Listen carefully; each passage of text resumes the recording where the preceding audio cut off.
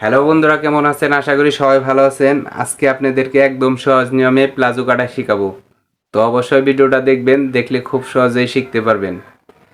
তো চলুন ভিডিওটা শুরু করা যাক। এখানে আপনার কল্লি দিয়ে প্লাজো কিভাবে কাটবেন, তো এই ভিডিওটা দেখে অবশ্যই খুব সহজ নিয়মে শিখতে পারবেন।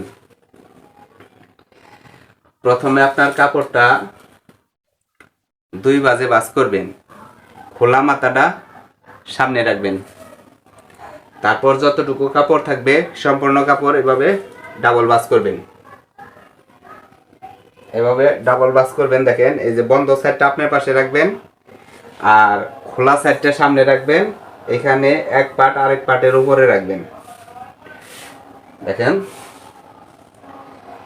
তারপর দেখেন উপর সাইড, এই যে উপরে খোলা সাইডে আপনার যদি কাপড় সমান না থাকে তাহলে একদম সমান করে দাগ কেটে নেবেন। তার 2 ইঞ্চি নিচে একটা দাগ দিবেন, এটা রাবারের গাঁটের জন্য। এখন এইখান থেকে যতটুকু লং ততটুকু নিয়ে নেবেন। দেখেন, এখানে আপনার লং হবে 40 ইঞ্চি। এই যে 40 ইঞ্চি দাগ কাটলাম, আর এখানে সেলির জন্য 1 ইঞ্চি রাখলাম। এইখানে আপনার দেখেন কল্লি হবে, তার কারণে এখানে 16.5 ইঞ্চি নিলাম। এই 16.5 এইখানে আপনার সোজা করে দাগ কাটবেন। তারপর দেখেন এইখান থেকে আপনার 15.5 ইঞ্চি নেবেন, এইখানেও 15.5 ইঞ্চি নেবেন।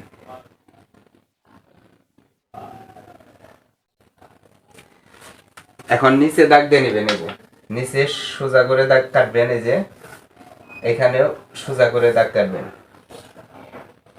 এইখানে হবে 23 ইঞ্চি, 23-এর অর্ধেক 11.5।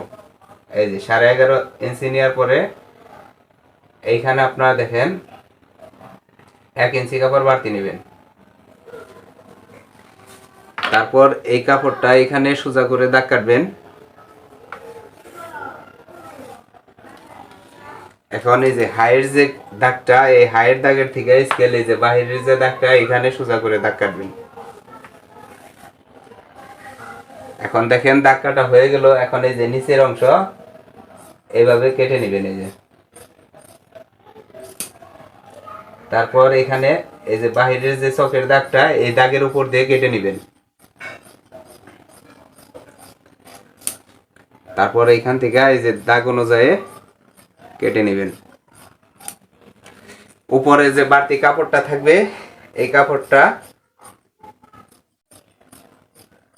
এভাবে ছেটে নেবেন।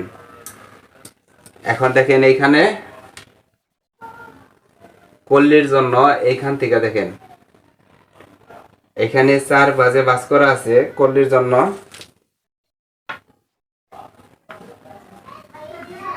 এই যেভাবে দাগ কেটে নেবেন।